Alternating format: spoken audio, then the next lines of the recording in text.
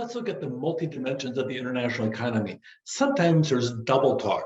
And sometimes it's a matter of, okay, we're Americans, we have this perspective of the world over here. Sometimes the world has a different standard or different language sometimes. Let's pay attention to it as we go through. No, the GNI, it measures the total value of income.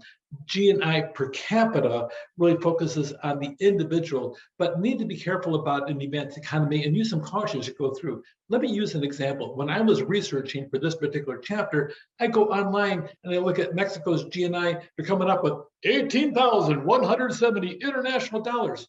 What is an international dollar? There's no such thing. It's a fabricated number based upon what the dollar in the Mexican dollar would purchase for each one. It's 18,170. I'm sorry, I'm an American. Excuse me for my arrogance, but I do things in stuff that's ethnocentristic for my country. Okay, so USD, US dollars, that's what I think in, and that's how I sit down and do my comparison.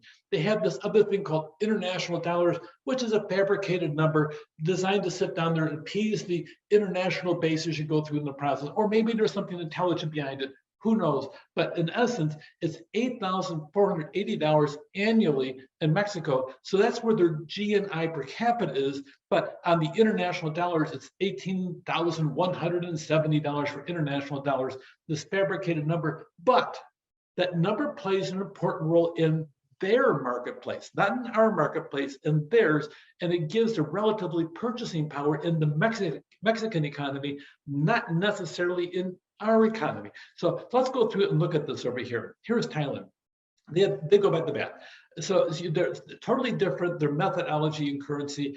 50 baht equals $1.25 in our currency. Rice costs 35 in their currency to our 55 cents. A pair of shoes, $70 here. It's 905 baht over there as you go through. So you have this whole aspect, these differences by the time you're all done.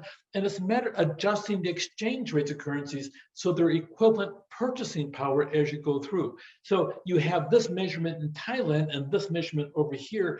But the measurement, when you start dealing with the fact that somebody's going to buy soap, it's a matter of, okay, I make $800 a year. I make $8,000 a year compared to the giant United States with $64,000 a year.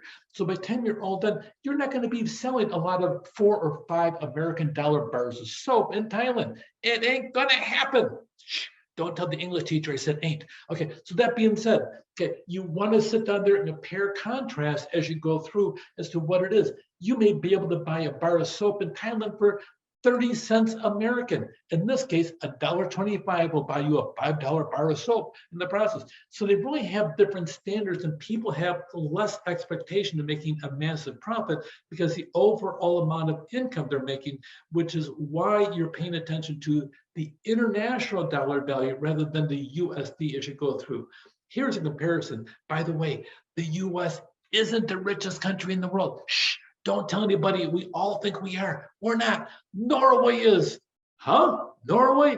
Yeah, there's not a lot of people. So that process over here, by the time you're all done looking at it, really, they're making a little bit more money than we are. Look at Qatar as you go through. You're going to pay attention to them and everything else. They have a lot of oil wells. Shoot, they must have 5 oil wells per person as they go through there. You can put a straw in the sand and suck in it, all of a sudden oil comes squirting out of it. That's how wealthy that country is in the process. So you have a lot of money coming into that country as you go through. So the US, there's Canada, and you look at the different amount adjusted per GNI per capita, you can see some of the standards as you go down there.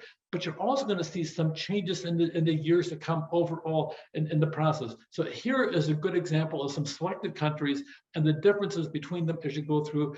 And so we have a thing called the Atlas conversion factor. You know, Atlas is the guy that holds the world up. He really gets tired after a while. It's all on his back. He's got achy muscles in his back, just holding it up on his shoulders.